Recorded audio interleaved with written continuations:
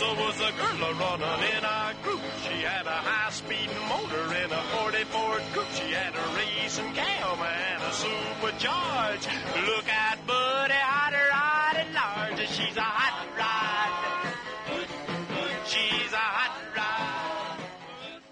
You got questions about your car? Just let me know. I can fix it. Trust me. 50 plus years in the business, I've either fixed it or seen it fixed. You know what I'm saying? It's not like I'm the genius, but I have witnessed a lot of great repairs and stuff, that problem cars that were found. I mean, we don't send anything out at my shop. Between Ron and I, we fix them all. That's just how it works. We don't farm out diagnosis. We do it ourselves, and it keeps me sharp at my old age. I keep up with the new stuff. It's fun.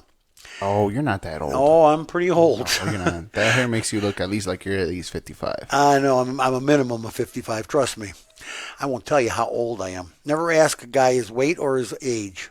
Well, that's a girl. I'm not a girl, but you shouldn't ask me either. Anyway, we're having a good time here. I hope everybody gets out to the Blue Top this weekend. I'm going. As soon as I leave here, I'm having my optimum day. I'm going to have lunch at the Blue Top. And then I'm going to toss a coin and see where I'm having dinner. I hope I go to Freddy's, but I can go to Lenny Q's. It's just a nice weekend and there's only two of us here, so we don't have to cook for two of us. We like to go out and patronize different restaurants. It's a lot of fun. Plus, I'm told the guys at Bumper to Bumper got some big sales going. So now's the time. Get those cleaning products, get those safety products for the car. Try some of that for the windshield. What do you call that? I can't remember. I'm having a brain dead. The fluid? Yeah, no. For cleaning the windshield, never getting the ice off, the de-icer. Yeah, anyway, you try some of that. They got all kinds of great stuff at the Bumper to Bumper store. You go for it. Anyway, there's a few things going on, right? We have to finish off here from the first segment. There's a couple things that you got to tell you about. We always try and get all the negative out of the way, the recalls and the bad stuff. So we get that out of the way the first batch, and then we can go on to talking about what's going on. It's pretty cool. Judge is rejecting Nicola's founder bid to dismiss or move the criminal fraud case. Nicola, they're bad boys. A U.S. judge on Monday refused to dismiss a federal indictment charging Nicola's Corporation. Nikola is like a former, the guy's name was Nikola Tesla, so let me tell you what that means. Billionaire founder Trevor Milton, with defrauding investors about the electric and hydrogen-powered truck makers' technology. In other words, Nikola was going to build some trucks that were powered by both. District Judge Edgardo Ramos rejected Milton's claim that he should not have been indicted in New York for security fraud and wire fraud because he alleged lies were in Arizona and Utah, okay, where he lives. So in other words, I told lies, but I didn't tell him here. Oh boy. The Manhattan-based judge said Milton, 39, could be tried in New York if he traded Nikola stock on the NASDAQ and communicated false statements to that state. And guess what? He did. He's a bad boy. He did it wrong. He did not do it right. And he tried what Elon Musk got away with on Twitter, okay? Prosecutors said he wrongly claimed that Nikola had built an electric and hydrogen-powered pickup from the ground up, developed batteries he knew it was buying elsewhere, and was making progress on a truck prototype he knew did not work. Oh, so please invest in us. Give us a lot of money, and I'm going to take that money and run, by the way. I got money. I'm getting out of here. All right. Arrests in connection with the explosion in Windsor at the Stellantis plant, or the Chrysler minivan plant, Dodge minivan, whatever you want to call it. I hate using that name Stellantis. It's Chrysler as far as I'm concerned, Dodge Chrysler. Police in Windsor, Ontario said they have made an arrest in connection with the November 4th explosion at the Stellantis minivan plant there. It was a blast that the police called an intentional act. This is right after they were told they had to get vaccinated or get fired. At about noon, police said an adult male was arrested in relation to the explosion at a business located in the 2100 block of Chrysler Center Drive. You know, they got to be formal about it. That business is the Windsor Assembly Plant. They later identified the man as James Harris, 33, and charged him with 3 offenses. 3 offenses. He bombed. He bombed. The guy just bombed. You got to love it. Unifor Local 444 President Dave Cassidy. Now, Uniform is like the UAW here. Didn't respond to phone calls or text messages placed by the Automotive News Canada. I actually sent a text up to the Unifor to see if anybody had a comment on that and as to why we had an explosion at the plant, and nobody wanted to talk about it. So I said, okay, well, I'm not going to force you. I just thought I'd ask. You know, and then besides that, who am I? I'm just a little car guy hanging out on the radio on 5 different stations, pretty close to Detroit. You know, I don't know if WHFB can go that far or not, but we have a lot of bounce going on out there. We have a lot of listeners.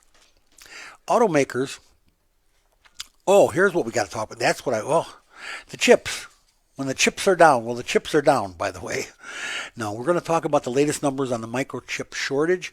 You know, last week I reported to you last week about the investigation about the Commerce Secretary of the United States of America looking into chips, who's got the chips and where they're allocated and who they're being sold to. And is it a fair distribution? There's a problem. This whole thing might stink to high heaven. Okay, we don't know that yet. Then remember, everything that's said here on this show is the opinion of your car guy. It has nothing to do with Gerard Media, any of the 5 radio signals, or Facebook, Twitter, or YouTube. On Facebook, Twitter, and YouTube, you can pretty much say what you want. But well, you can swear too, and I don't do that. But anyway, this is the deal. I think this whole chip thing needs to be looked into. Trust me. Automakers are continuing to cut back production plans despite signals that the crisis may be easing.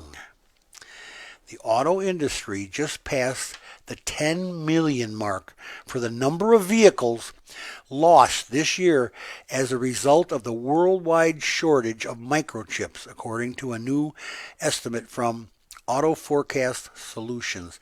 10 million vehicles, Eric, did not get built because we do not have chips. Chips. When the chips are down, well, they're not down, they're out. Auto Forecast Solutions estimates that 10.1 million vehicles have been trimmed and more than 1.1 million more will likely be cut before the crisis ends. I don't think that's going to happen, but we'll see. While Chinese factories have eliminated an additional 117,000 vehicles, factories elsewhere in Asia show no signs and no additional cuts. So guess what? Okay, well, then let's just talk about this. The chips are down, right? Well, they're not down in China. They're down in China a bit. They're not down in Asia, the rest of Asia, Middle East, Africa, South Africa. They're not down. They got plants. They got chips. They're building. What do you think? I don't know if this is an excuse to make this thing happen, because this is what's happening right now.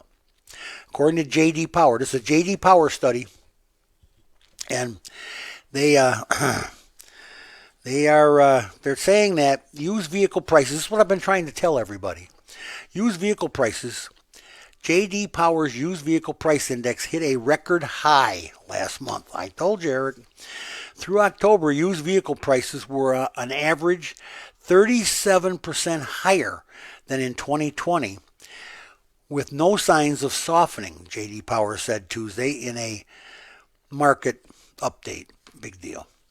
In other words, and for the first time in more than 25 years, used vehicle prices rose in October over September, according to the index. They never go up in October. The fall is just the fall.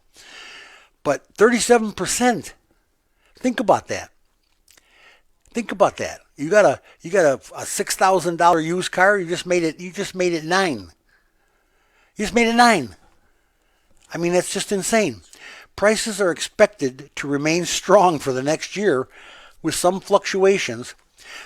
Much will depend on the automaker's ability to work through the supply chain issues. Do we have supply chain issues or not? Are they real? Used vehicles are in shorter supply too. Guess what? Everything's in shorter supply, but don't tell me that these vehicles are floating off the coast of San Diego, because I know they're not. They're right here in America.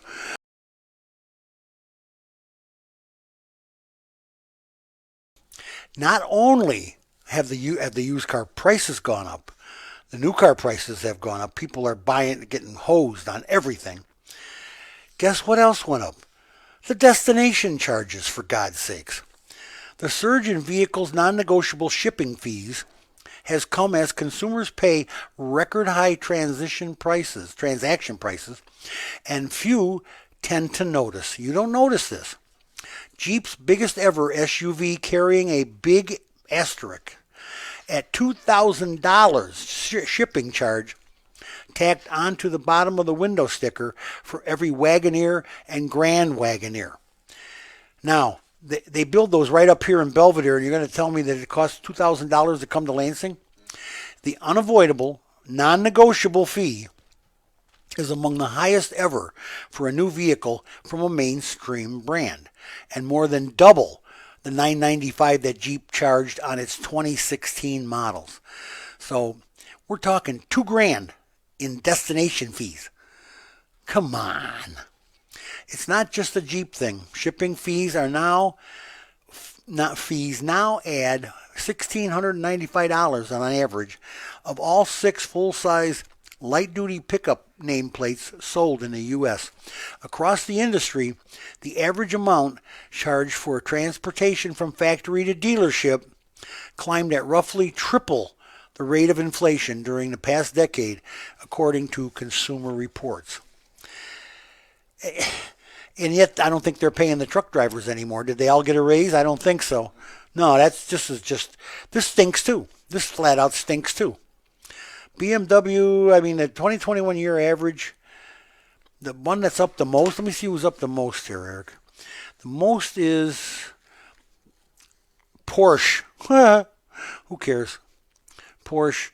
Tata. Oh my. I got to get a Tata. I'm going to buy a Tata. Wouldn't you like me to have a Tata? We could have it for a company car, Eric. I'll let you drive it on the weekends. You go dating in it. I'm down for it. Yeah. You could pick up some really strange women in a Tata. I bet I can. Yes, you're right. Yeah, you're right. Hey, want to see my Tata, lady? I don't think that's going to work over very well. Well, what are we doing to combat the chip shortage? Why are we doing this? GM is here. General Motors will temporarily stop offering heated seats. One of the most popular options among vehicle buyers. Well, I already have my new car, so I don't care. And I have my heated seat. In many of its crossovers and all but top-end trims on its full-size pickup truck starting next week because of the ongoing microchip shortage. We have a lot of things because of the microchip shortage, Eric. I wonder how much of this is actual. Well, we're going to find out one of these days, real soon. Affected vehicles will not be built with ventilated seats or a heated steering wheel until chip prep supplies improve. But GM said it's able to reinstate 3 other features it previously eliminated, 2 consecutive chip supplies, including digital temperature displays in some pickups. You know what? This is just a bunk. The heated steering wheel, I miss that. I gotta have a heated steering wheel. I like that one. That feature on my Edge, that's my favorite. GM has resumed regular production schedules at most of its North American plants, and it has. The automaker said it was exploring whether it could retrofit vehicles with heated and ventilated seats and heated steering wheels as parts become available. You're gonna go in for an overhaul on a brand new vehicle? A limited number of affected vehicles already have been sold to customers who are awaiting delivery. Blake said, this is the spokesman for GM. Dealers are responsible for contacting customers about sold orders immediately, according to the letter. So here's the deal. I ordered my brand new, and that's Chevrolet now. I'm a Ford guy. But anyway, you order this brand new whatever, Terrain, Traverse, whatever, blah, blah, blah, Suburban, and it's got all the bells and whistles. And now they're going to call you, Eric, and say, well, we threw a few bells and a couple of whistles out the door so that we could give you your vehicle because we don't have any chips. I like the heated seat. I like the heated steering wheel.